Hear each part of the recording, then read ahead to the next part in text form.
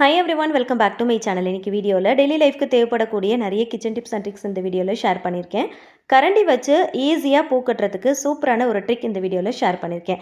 பிகினர்ஸாக இருந்தாலும் எக்ஸ்பர்ட்டாக இருந்தாலும் one time இந்த மெத்தடில் ட்ரை பண்ணி பாருங்கள், ரொம்ப ஈஸியாக இருக்கும். ஸோ வீடியோவை ஸ்கிப் பண்ணாமல் எண்டு வரைக்கும் பாருங்கள், அப்போ தான் உங்களுக்கு டீட்டெயிலாக புரியும். ஸோ வீடியோக்கு போகிறதுக்கு முன்னாடி ஃபர்ஸ்ட் டைம் சேனலை பார்க்குறீங்கன்னா ப்ளீஸ் சப்ஸ்கிரைப் பண்ணிக்கோங்க, பக்கத்தில் இருக்கிற பெல் பட்டனையும் கிளிக் பண்ணிக்கோங்க. அப்போ தான் நான் ஒவ்வொரு வாட்டியும் வீடியோஸ் போடும்போது உங்களுக்கு நோட்டிஃபிகேஷன் வரும், நீங்கள் மிஸ் பண்ணாமல் பார்க்கலாம். ஃபர்ஸ்ட் டிப் என்னென்னு பார்க்கலாம். வெள்ளரிக்காயை கட் பண்ணுறதுக்கு இந்த மெத்தடில் ட்ரை பண்ணி பாருங்கள். ஈவனாக ஒரே ஷேப்பில் குயிக்காக கட் பண்ணிடலாம். ஸ்கின் பீல் பண்ணிவிட்டு ரவுண்டாக கட் பண்ணிக்கோங்க. இது ரெண்டாக டிவைட் பண்ணிவிட்டு நான் கட் பண்ணுற மாதிரி கட் பண்ணிங்கன்னா ரொம்ப குயிக்காக ஒரே மாதிரி ஷேப்பில் நமக்கு கிடைக்கும்.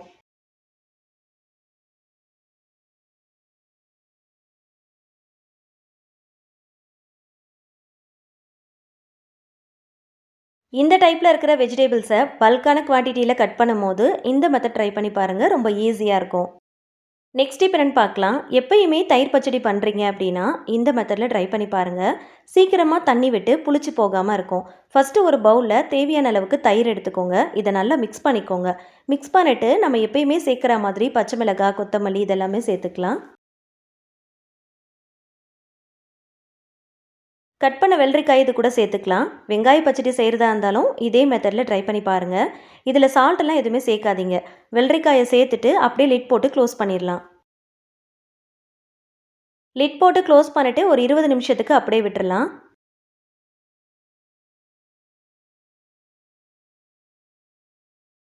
கரெக்டாக ஒரு 20 நிமிஷம் கழித்து ஓப்பன் பண்ணி பார்த்தீங்கன்னா இந்த வெள்ளரிக்காயிலையும் தயிர்லையும் கொஞ்சம் தண்ணி இருக்கும். அது எல்லாமே தனியாக வந்து நிற்கும். இதை அப்படியே வந்து ஃபில்டர் பண்ணி எடுத்துடலாம். வெங்காயம், வெள்ளரிக்காய், தயிர் இது எல்லாத்துல இருந்தும் தண்ணி விட ஆரம்பிக்கும். அதை நம்ம தனியாக வந்து ஃபில்டர் பண்ணி எடுத்துட்டு அதுக்கப்புறமா தயிர் பச்சடி பண்ணோம் அப்படின்னா சீக்கிரமாக தண்ணி விடாமல் இருக்கும், புளிச்சு போகாமல் இருக்கும்.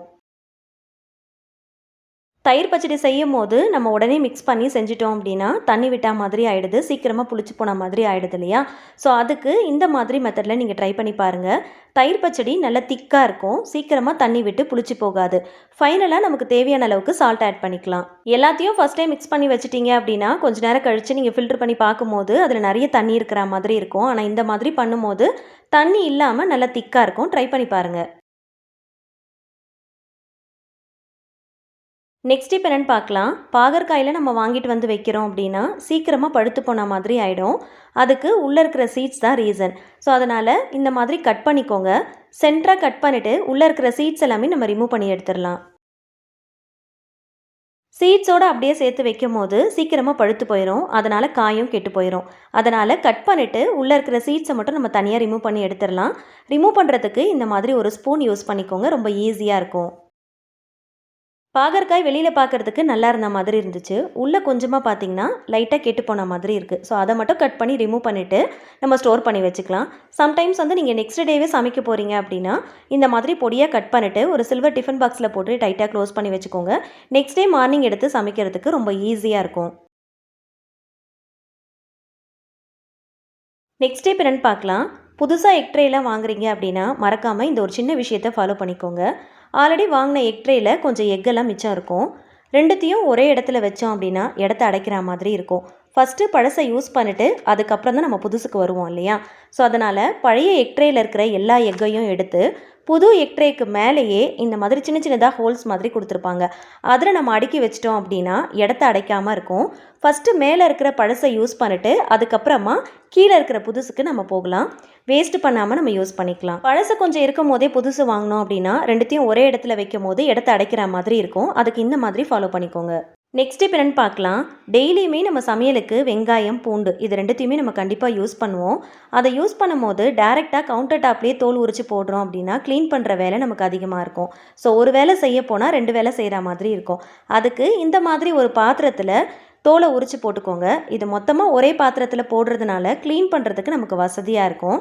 இந்த மாதிரி தோலை உரித்து போடும்போது இதை அப்படியே டஸ்ட்பினில் எடுத்து போட்டுறாமல் இது ஒரு பக்கெட்டில் கலெக்ட் பண்ணி எடுத்து வச்சுக்கோங்க. இதில் ஃபுல்லாக வாட்டரை வந்து ஃபில் பண்ணிவிட்டு ஒரு 1 வீக் கழித்து அந்த வாட்டரை மட்டும் தனியாக ஃபில்ட்ரு பண்ணி செடிங்களுக்கு யூஸ் பண்ணுங்கள். வெங்காய தோல்லையும் பூண்டு தோல்லையும் சல்ஃபர் கண்டென்ட் அதிகமாக இருக்கிறதுனால செடிகளில் பூச்சி வராமல் பார்த்துக்கும். ஸோ இந்த சீசனில் செடிகளில் பார்த்திங்கன்னா நிறைய வெள்ளை வெள்ளையாக பூச்சி மாதிரி வரும். ஸோ அந்த மாதிரி வர்ற செடிங்களுக்கு இந்த மாதிரி சல்ஃபர் கண்டென்ட் அதிகமாக இருக்கிற வாட்டர் யூஸ் பண்ணிங்க அப்படின்னா அந்த மாதிரி வராமல் இருக்கும். சின்ன வெங்காயமாக இருந்தாலும் சரி, பெரிய வெங்காயமாக இருந்தாலும் சரி, அதில் இருக்கிற தோல் எல்லாத்தையுமே கலெக்ட் பண்ணி தனியாக எடுத்து வச்சுக்கோங்க. பூண்டு தோலையும் இது கூட சேர்த்துக்கோங்க. இது ரெண்டுத்துலேயுமே சல்ஃபர் கண்டென்ட் அதிகமாக இருக்குது. இந்த வாட்டரை உங்களோட செடிகளுக்கு யூஸ் பண்ணி பாருங்கள். பூச்சி போட்டு வராமல் நிறைய பூ பூக்கிறதுக்கும் ரொம்ப ஹெல்ப்ஃபுல்லாக இருக்கும். நெக்ஸ்ட் இப்போ என்னென்னு பார்க்கலாம். தயிர் வாங்கும் போது இந்த மாதிரி பாக்ஸ் டைப்பில் வாங்குறீங்க அப்படின்னா அந்த பாக்ஸ் எல்லாம் எடுத்து க்ளீன் பண்ணி எடுத்து வச்சுக்கோங்க. பல்கான குவான்டிட்டியில் இந்த மாதிரி பருப்பெல்லாம் வாங்குறீங்க அப்படின்னா அதை ஸ்டோர் பண்ணி வைக்கிறதுக்கு ரொம்பவே ஹெல்ப்ஃபுல்லாக இருக்கும். பருப்பு போட்டு வைக்கிறதுக்கு பாட்டில் இல்லை அப்படின்னா இந்த மாதிரி பாக்ஸை நீங்கள் ஸ்டோர் பண்ணுறதுக்கு யூஸ் பண்ணிக்கலாம். அடுத்தடுத்து வரக்கூடிய சீசனில் அரிசி பருப்பில் பார்த்திங்கன்னா சீக்கிரமாக வண்டு வர ஆரம்பிக்கும். அதுக்கு இந்த மாதிரி பிரிஞ்சி இலையை பொரியாக கட் பண்ணிட்டு உள்ளே இந்த மாதிரி எல்லா பக்கமும் வச்சு விட்டுட்டிங்க அப்படின்னா சீக்கிரமாக வண்டு வராமல் பூச்சி பிடிக்காமல் இருக்கும். கண்டிப்பாக ட்ரை பண்ணி பாருங்கள்.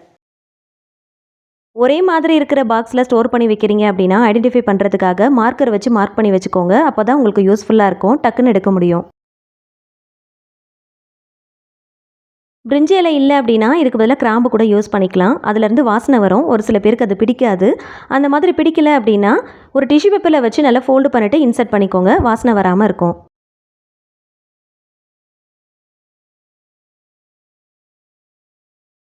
சாம்பார் வைக்கிறப்போ இந்த 2 வகையான துவரம்பருப்பையும் மிக்ஸ் பண்ணிவிட்டு சாம்பார் வச்சிங்கன்னா டேஸ்ட் ரொம்ப நல்லாயிருக்கும். தட்டையாக எல்லோ தால்னு ஒன்று இருக்கும், அதையும் யூஸ் பண்ணிக்கோங்க. ஈக்குவலான ரேஷியோவில் நல்ல உருண்டையாக இருக்கிற துவரம்பருப்பையும் சேர்த்துக்கோங்க. இது ரெண்டுத்தையும் ஈக்குவலான ரேஷியோவில் சேர்த்துட்டு சாம்பார் வச்சிங்க அப்படின்னா டேஸ்ட் ரொம்ப நல்லாயிருக்கும். ட்ரை பண்ணி பாருங்கள்.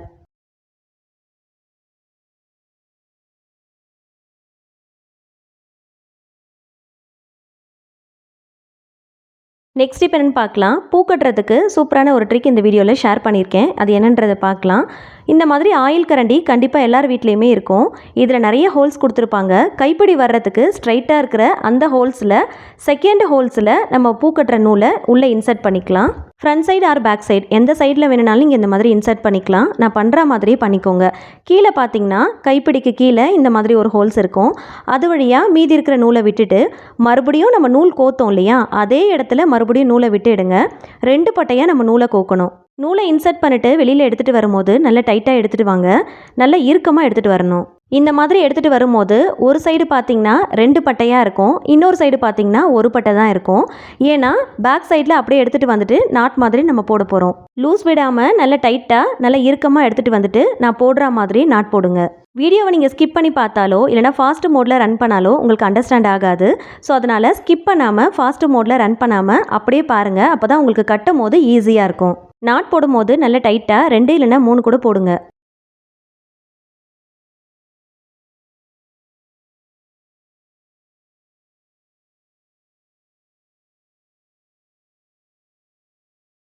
இந்த சைட்லேயும் கொஞ்சம் நூலை விட்டுட்டு கட் பண்ணுங்கள். கட் பண்ணிவிட்டு நல்லா இறுக்கமாக எடுத்துட்டு அதுலேயும் ஒரு நாட் போட்டுக்கோங்க.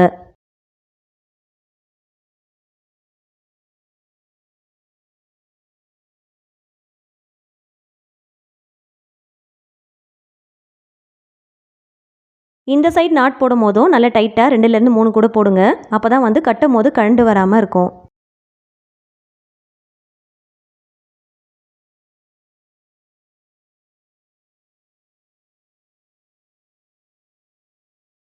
இப்போ இந்த சைடு பார்த்தீங்கன்னா 2 பட்டையாக இருக்குது பாருங்கள். பேக் சைடில் திருப்பி பார்க்கும்போது ஒரு பட்டை தான் இருக்கும். அகெயின் த்ரெட்டை எடுத்துகிட்டு வந்து 2 பட்டை இருக்கு இல்லையா, அதோடைய கார்னரில் இந்த மாதிரி வச்சு நல்லா டைட்டாக முடிச்சு போட்டுக்கோங்க. நல்ல கார்னரில் வச்சு டைட்டாக போடுங்க. எந்த அளவுக்கு டைட்டாக போட முடியுமோ அந்த அளவுக்கு நல்லா டைட்டாக 2லேருந்து 3 கூட போட்டுக்கோங்க.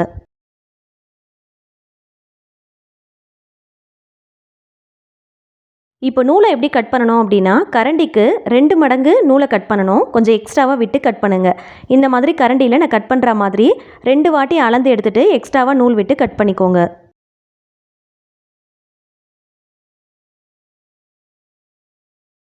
இப்போ இதில் மல்லிப்பூ எப்படி வச்சு கட்டலான்றதை பார்க்கலாம். 2 பட்டையில் நூலை கட்டியிருக்கோம் இல்லையா, அந்த நூலில் நடுவில் பார்த்திங்கன்னா மேலே ஒரு பூ கீழே ஒரு பூ. மல்லிப்பூன்றதுனால நான் ஒரு பூவாக வச்சு கட்டியிருக்கிறேன். இதே நீங்கள் முல்லைப்பூவாக இருந்துச்சு அப்படின்னா மேலே 2 பூ கீழே 2 பூ வச்சுக்கோங்க. இப்போது கார்னரில் நம்ம கட்டியிருந்தோம் இல்லையா, அந்த நூலை எடுத்து 2 நூலையும் சேர்த்து அடியில் விட்டு நீங்கள் இழுக்கணும். 2 பட்டை நூலில் நடுவில் பூவை வைக்கணும். கார்னரில் வச்சுருக்கிற அந்த நூலை 2 பட்டை நூலையும் சேர்த்து இப்படி முடிச்சு போட்டு இழுக்கணும். இந்த மாதிரி இழுத்துட்டிங்க அப்படின்னா முடிச்சு விழுந்துடும். ரொம்ப ஈஸியாக இருக்கும். அகெயின் ஒன் டைம் பாருங்கள். 2 பட்டை நூலில் சென்டரில் பூவை வைக்கணும். மேலே ஒரு பூ, கீழே ஒரு பூ.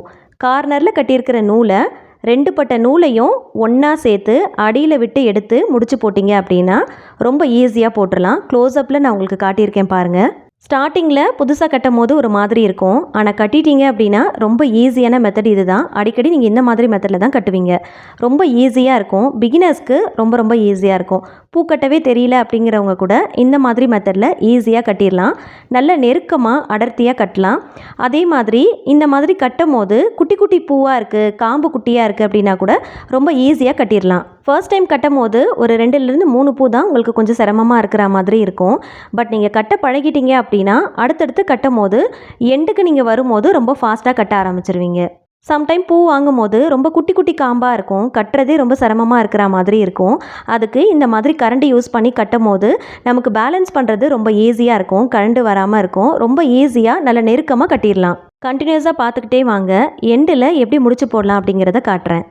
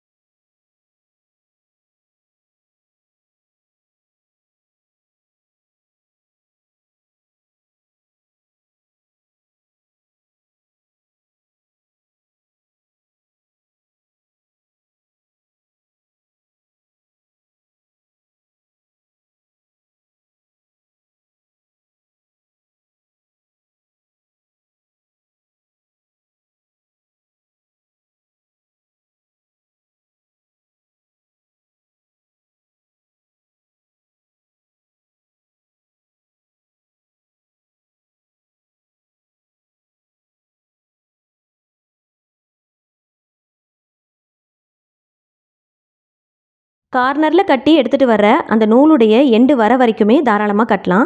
பாதியிலே ஸ்டாப் பண்ணிடாமல் கரண்டியுடைய எண்டு வர வரைக்கும் கட்டுங்க. மறக்காமல் நூலை கட் பண்ணும்போது கரண்டியில் 2 மடங்கு நீங்கள் கட் பண்ணிங்கன்னா தான் இந்த மாதிரி எண்டு வரைக்கும் நம்ம தாராளமாக கட்ட முடியும். 2 மடங்கு கட் பண்ணாமல் பாதியிலே கட் பண்ணிட்டீங்க அப்படின்னா கரண்டியுடைய பாதியிலே அப்படியே ஸ்டாப் ஆயிரும்.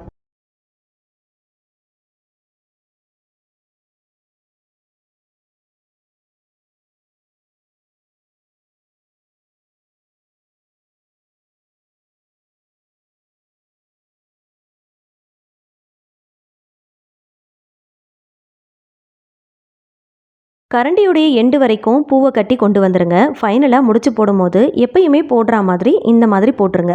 ஒரு 2லேருந்து 3 கூட போடுங்க. முடிச்சு போட்டுட்டு அதுக்கப்புறம் கட் பண்ணுங்கள். முன்னாடியே கட் பண்ணிடாதீங்க.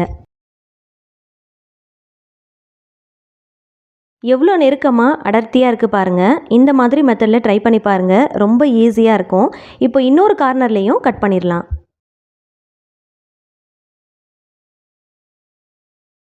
எக்ஸ்ட்ராவாக இருக்கிற த்ரெட்டையும் கட் பண்ணி எடுத்துடலாம். அவ்வளோதான். ரொம்ப ஈஸியான மெத்தடில் சீக்கிரமாக கட்டிட்டோம் பாருங்கள்.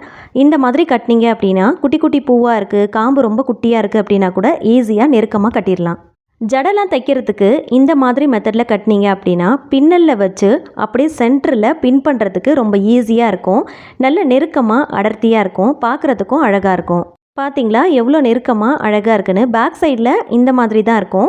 ஃப்ரண்ட் சைடில் திருப்பி பார்க்கும்போது அந்த மாதிரி இருக்கும். ஸோ நெருக்கமாக அழகாக இருக்கும். ஜடை தைக்கும் போது இந்த மாதிரி மெத்தடில் ட்ரை பண்ணி பாருங்கள். ரொம்ப அழகாக இருக்கும்.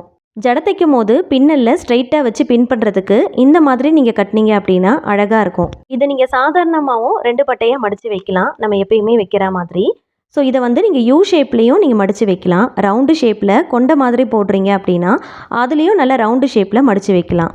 பூக்கட்டவே தெரியாது அப்படிங்கிறவங்களுக்கு வீட்டில் இருக்கிற இந்த கண்ணு கரண்டியை யூஸ் பண்ணி ரொம்ப ஈஸியாக அழகாக கட்டிடலாம்.